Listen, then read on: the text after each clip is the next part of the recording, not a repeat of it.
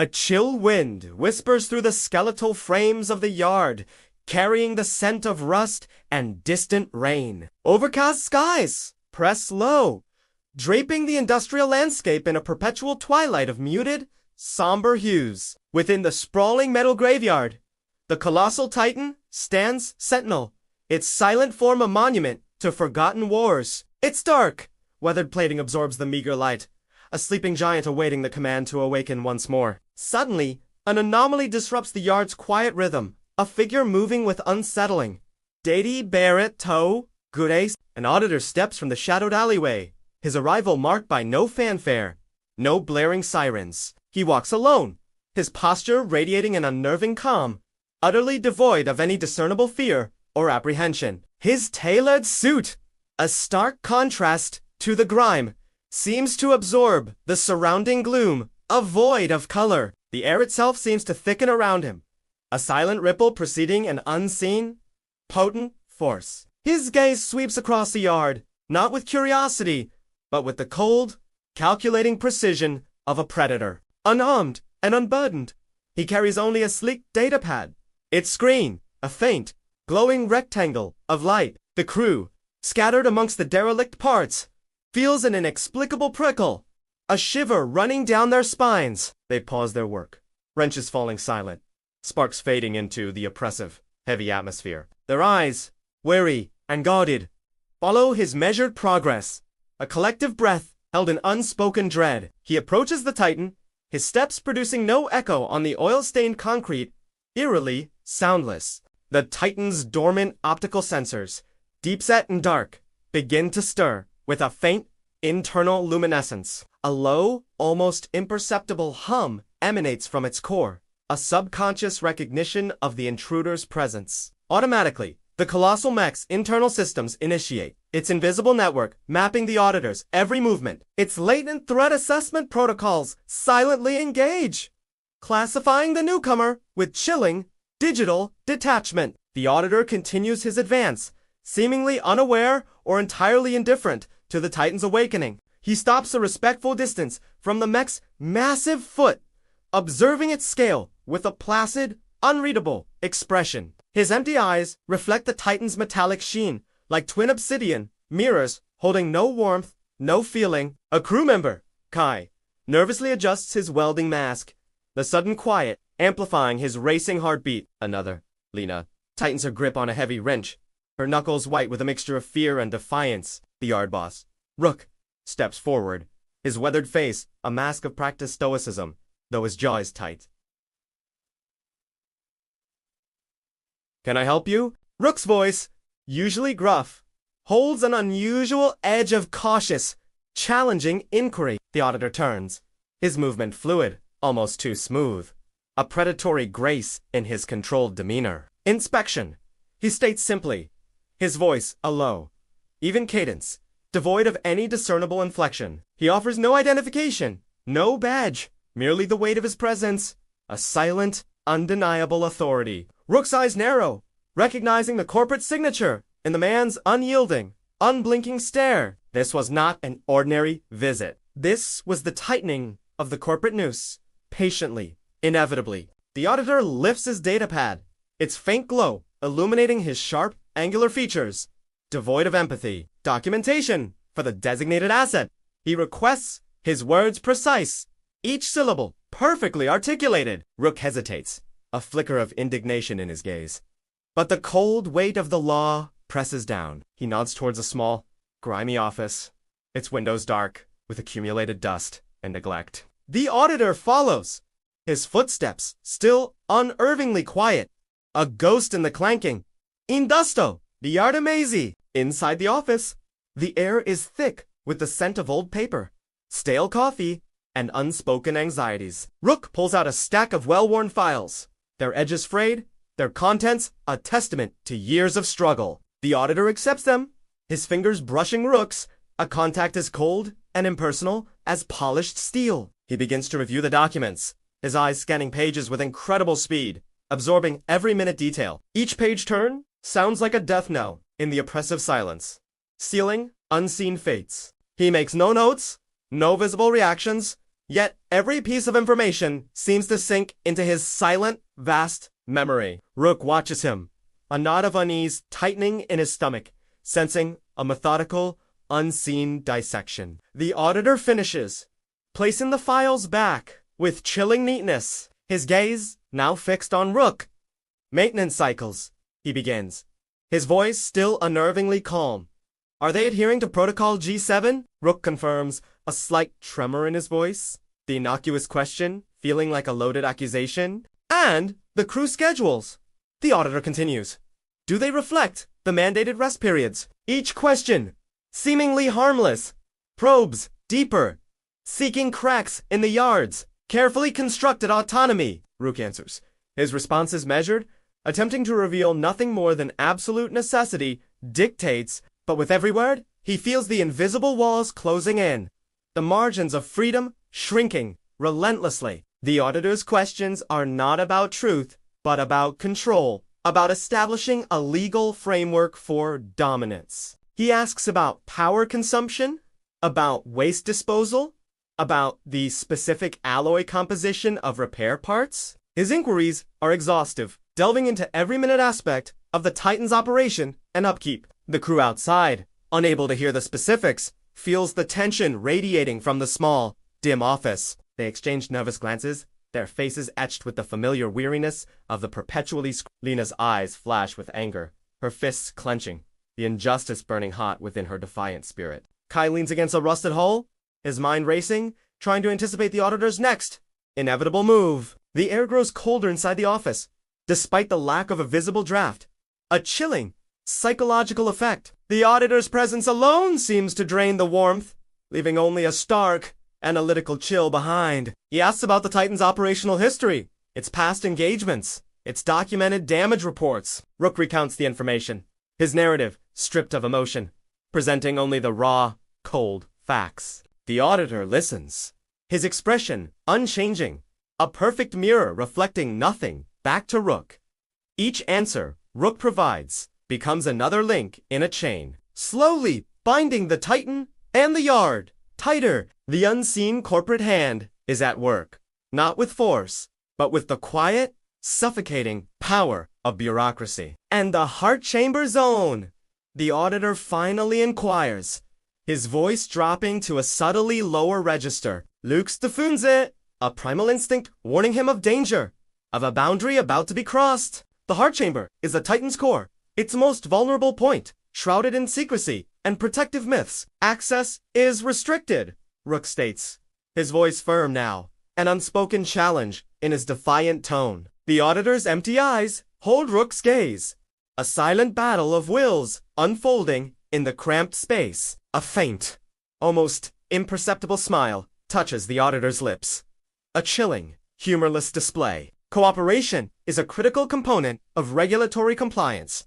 He replies, his words a veiled threat. Rook clenches his fists, the weight of the implications pressing down, the impossible choice dawning. Refusal means immediate shutdown, the end of their livelihood, the loss of their only sanctuary. Compliance means surrender, opening the Titan's most sacred space to the corporate gaze. He takes a slow, shaky breath, the metallic taste of defeat already bitter on his tongue. Fine, Rook concedes.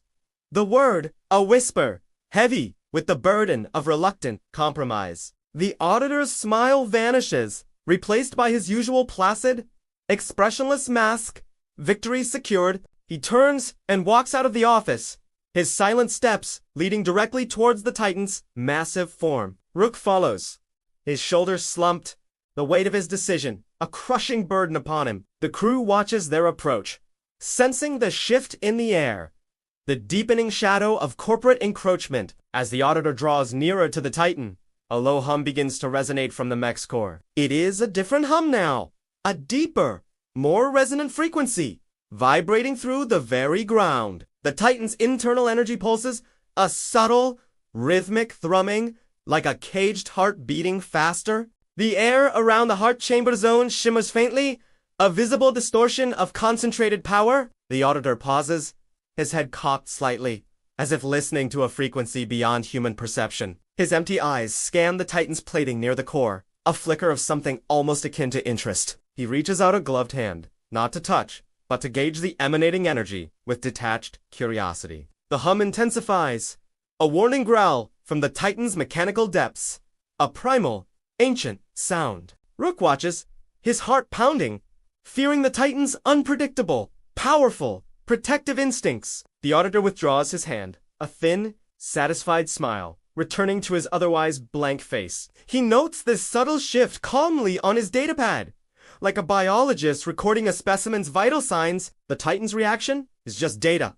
Another metric for his cold, unfeeling, corporate analysis. Its hum slowly subsides. Eididaktan toritorito. But the underlying tension remains palpable and thick. The auditor turns to Rook, his empty gaze conveying a silent, unyielding demand for further access. Now, he states, his voice a chilling whisper, let us discuss the structural integrity reports. Rook swallows hard, the word structural hanging heavy, laden with unspoken, dangerous implications. The auditor leads the way, not back to the office, but directly towards the Titan's massive, jointed legs. He points to a hairline fracture near a hydraulic piston, almost invisible to the untrained eye. Violation of safety code 3.14, he recites, his voice an unfeeling drone. Immediate repair mandated. Rook examines the minuscule crack, knowing it poses no real threat to the Titan's immense strength. Yet, the auditor wields the code like a surgeon's scalpel, precise and capable of inflicting deep wounds. He moves methodically around the Titan, finding minute imperfections, each a potential legal leverage point. A loose rivet, a faded warning decal, a slightly corroded power conduit teach becomes a damning indictment. Substandard, material grade, protocol 7.2. B, he intones, marking another strike on his glowing datapad. The crew watches from a distance, understanding the auditor is building a case, not ensuring safety. Lena's eyes flash with anger, her fists clenching, the injustice burning hot within her defiant spirit. Kai stares, a cold dread seeping into his bones, realizing the depth of the corporate machination. Rook tries to argue, to explain the realities of maintaining such a behemoth with limited resources. The auditor listens with polite, unwavering patience, his empty eyes reflecting no understanding, no mercy. Ignorance of regulation is not an acceptable defense. He states his voice a flat, unyielding judgment. He cites obscure safety codes that, if enforced, could shut the entire yard down instantly and permanently. The threat hangs heavy in the air, an unspoken promise of ruin, a sword poised above their heads. He doesn't use them, not yet.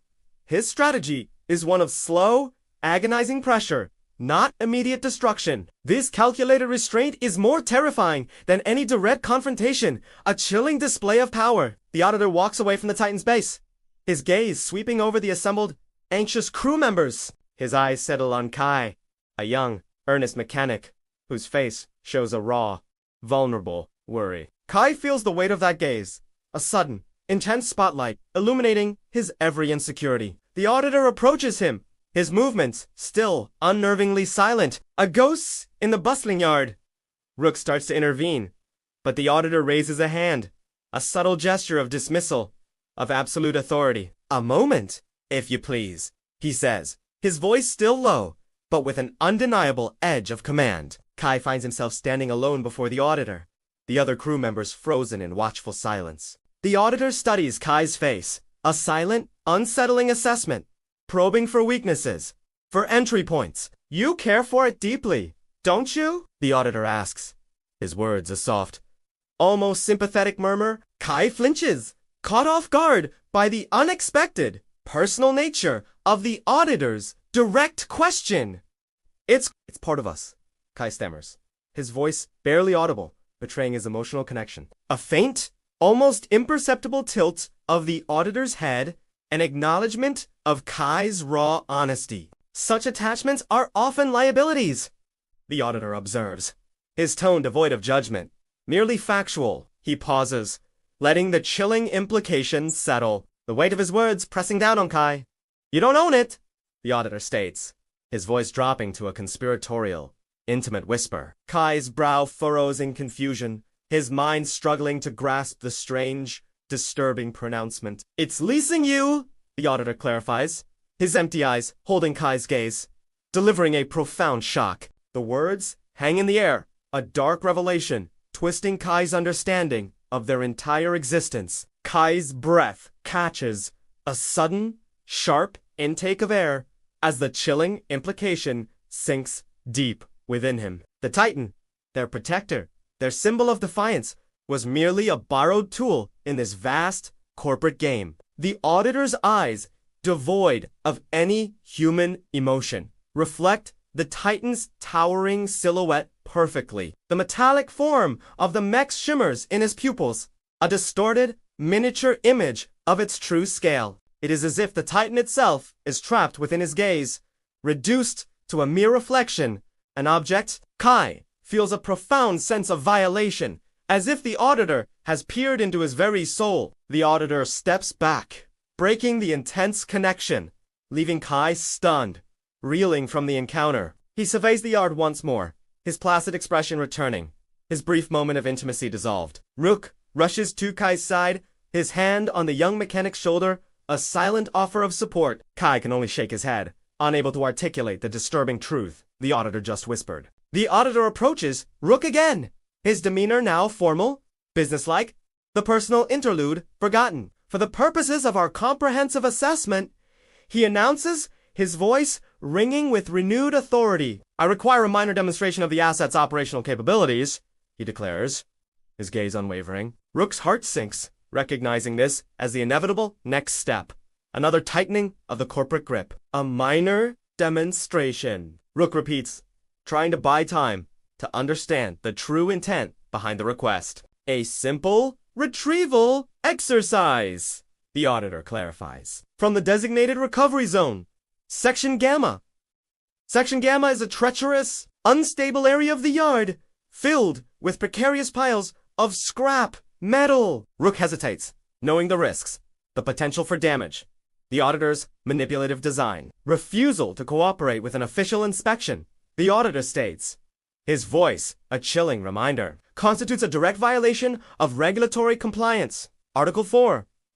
B, he adds, the threat clear. Rook clenches his jaw, the weight of their precarious existence pressing down, forcing his hand. He looks at the Titan, then at his crew, seeing their fear, their desperate hope for survival. All right, Rook concedes, the word torn from him, a bitter taste accompanying the forced agreement. What do you wish to retrieve? Rook asks, his voice tight, barely concealing his simmering resentment. The Auditor indicates a specific, rather insignificant piece of scrap metal deep within Section Gamma. It is a twisted beam, half buried, requiring precise navigation and delicate manipulation from the Titan. Retrieve that, the Auditor commands, his empty eyes gleaming with a cold, anticipating satisfaction. Rook turns to his crew, issuing terse commands, preparing the Titan for this forced, humiliating display. Lena and Kai move with practiced efficiency, their anger fueling their speed, their motions sharp. The Titan's internal systems whir to life, a deep, resonant rumble shaking the very foundations of the yard. Its optical sensors glow with an intense blue light, scanning the environment, processing the new directive. The colossal Mech begins to stir, its massive joints grinding, a symphony of powerful, awakening metal. Each step sends tremors through the ground, a testament to its immense power, its raw, untamed might. The crew watches, a mix of apprehension and pride in their eyes.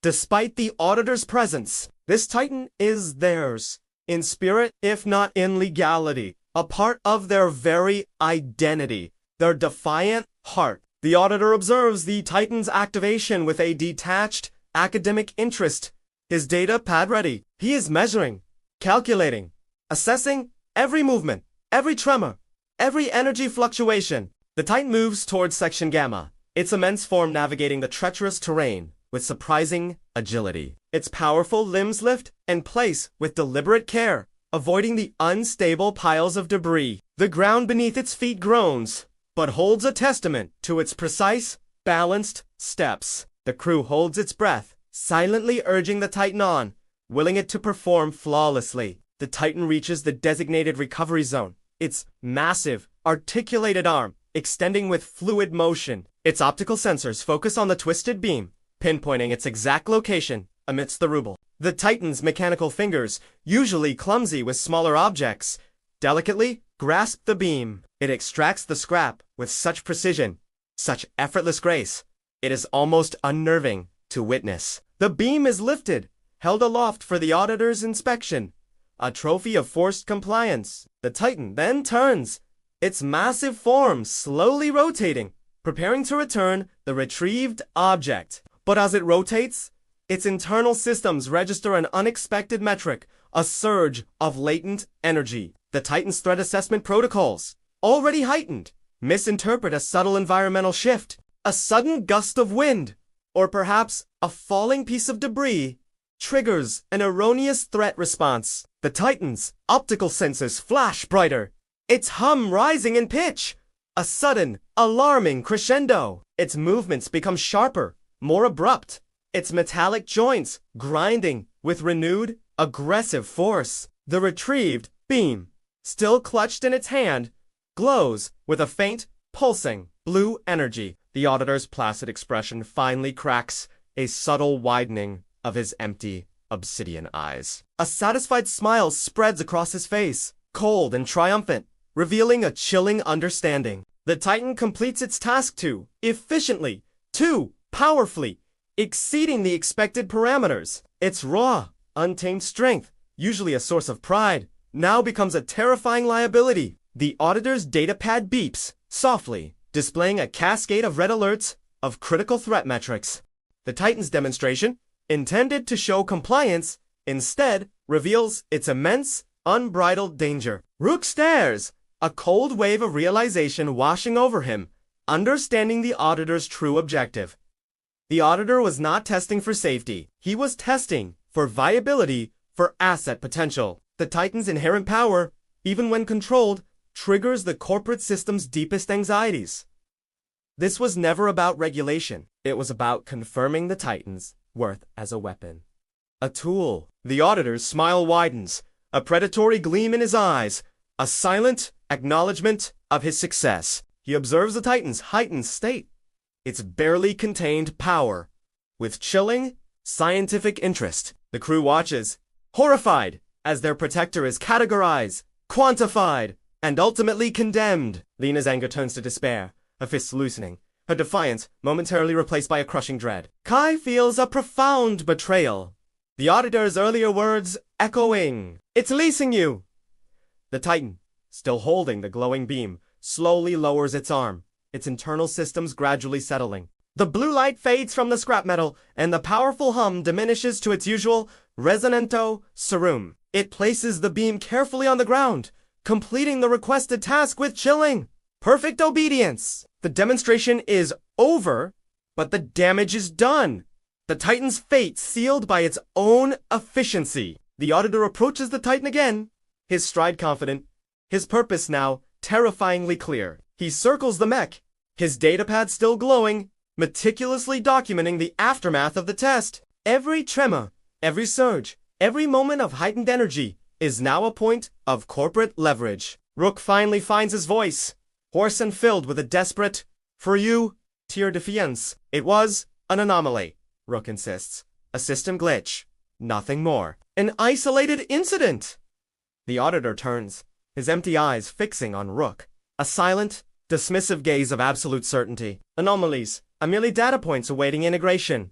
He states, his voice a cold, logical truth. He offers no argument, no debate, just the unyielding, unfeeling reality of corporate analysis. The Titan stands silent, its optical sensors dimming, as if in resignation to its grim fate. The air in the yard feels heavier than ever, thick with the weight of impending, inevitable change. The auditor finishes his final entries on the datapad, his fingers moving with precise, practiced ease. He glances at the crew one last time, a fleeting, almost imperceptible flicker of something in his eyes. It is not malice, nor triumph, but a cold, detached satisfaction, like a scientist completing an experiment. He turns, walking away from the Titan, away from the yard, his mission accomplished, his purpose fulfilled. His steps are still soundless, his departure as unsettling and unannounced as his arrival. The crew watches him go,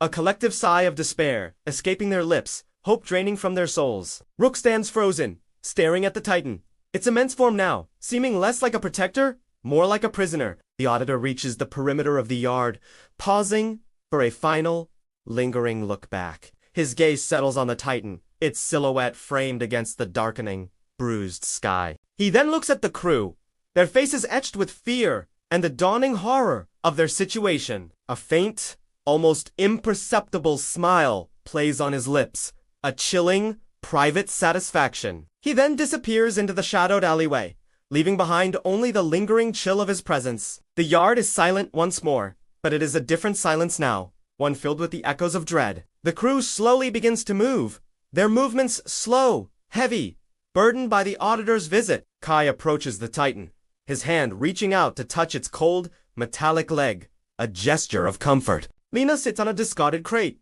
her head in her hands, the weight of their precarious future pressing down. Rook walks back to his grimy office, the weight of the day's events heavy on his weary shoulders. He finds a small, sleek, corporate data chip left on his desk. A final, chilling memento. He inserts it into his ancient terminal, its screen flickering to life with a stark, corporate interface. A single document appears. Stark white text on a black background, chillingly concise and final. The title reads, Asset Viability. Confirmed, each word a hammer blow to his spirit. Below it, a summary of observations. A cold, clinical assessment of the Titan's capabilities. High operational efficiency. The report states unforeseen threat metrics during simulated retrieval. Potential for autonomous action observed. It continues. Likuaya. Immediato systemic integration. Rook stares at the words, his mind racing, piecing together the Auditor's true, sinister agenda. The inspection was never about safety, never about compliance, never about helping them. It was about evaluation, about assessing the Titan's destructive potential, its value as a weapon. The corporation sees the Titan not as a threat to mitigate, but as a resource to exploit. Their protector, their symbol of freedom, is now merely an asset, confirmed for corporate acquisition. Rook feels a profound sense of powerlessness, the vast, unseen machinery of the corporation closing in. He reads further, the report detailing recommended optimization protocols and containment strategies. The words are sterile, technical, yet they carry the weight of impending, irreversible change. The document outlines a plan for repurposing the Titan, stripping it of its independence. It speaks of neurolinks and remote command modules, turning the Titan into a corporate puppet. Rook slams his fist on the desk, the old metal groaning under the impact, a cry of frustrated rage. He looks out the grimy window, at the Titan standing silent, unaware of its impending enslavement. The city lights shimmer in the distance, a glittering, indifferent backdrop to their unfolding nightmare. The corporation tightens its orbit, offering legitimacy, safety, and protection with a smiling face, while quietly transforming their Titan from a public threat into a private, controlled asset. Rook realizes the true enemy is not an army, but paperwork, patience, and the inevitability of bureaucracy. He scrolls down, a final line catching his eye, a chilling, almost casual Further analysis suggests correlation with other designated weekend Titans. Within Sector 7G, Rook's blood runs cold. A sudden, horrifying revelation, piercing through his despair. Weekend Titans. Plural. The phrase echoes in his mind, a terrifying, impossible concept. His Titan was not an anomaly. It was merely one piece of a much larger, insidious system. The corporation knew all along, orchestrating this elaborate dance of control and acquisition. Rook feels a profound sense of dread, the true scale of their enemy finally dawning upon him. His eyes fall upon another line, a brief, enigmatic addendum to the report's conclusion. Initiate Phase 2 protocols for asset integration and network synchronization across all units. Units. The word hangs heavy, confirming his worst fears, shattering his understanding of their world. The Titan, their friend, their protector, is a pawn in a game far older, far vaster than they imagined. Rook stares at the screen. The glowing words a beacon of corporate omniscience, of infinite cold power. The question burns in his mind. If there are other titans, are there other yards, other crews? Are they all just pieces on a corporate chessboard, manipulated by unseen omnipotent hands? A distant rumble shakes the yard, not from his titan, but from somewhere far beyond the city limits. The screen flickers, displaying a new, urgent notification. A chilling, cryptic message. Network activation detected. Rook's eyes widen, his breath caught in his throat, as the true corporate eclipse begins. His world, once defiant and free, now stands on the precipice of utter, silent subjugation. The future, once theirs to fight for, now seems owned, predetermined by unseen, powerful forces. He grips the desk, his knuckles white, the cold reality of their engineered consent crushing his spirit. The storm clouds gather overhead, mirroring the tempests brewing within the yard, within their hearts. A single, massive shadow falls across the yard, not from their titan, but from something else entirely. The ground trembles again, a deeper, more resonant tremor, echoing a hidden, awakening power. Rook looks up, his face pale, as the true nature of the weekend titan system unfolds. The sound of distant, synchronized frequencies begins to hum, a drone choir awakening a fire. This inspection was merely the first step. The corporation has much grander, darker plans. The Titan stance, a silent monument, awaiting its fate, unaware of the vast network it belongs to. Rook knows now. Resistance cannot remain human when opposition is infinite and politely inevitable. The screen glows, a final, chilling message appearing, a silent command from the corporate void. It states, unit synchronization initiated. Target acquired Tiamat. The corporate eclipse has begun, swallowing light, hope, and the very essence of freedom.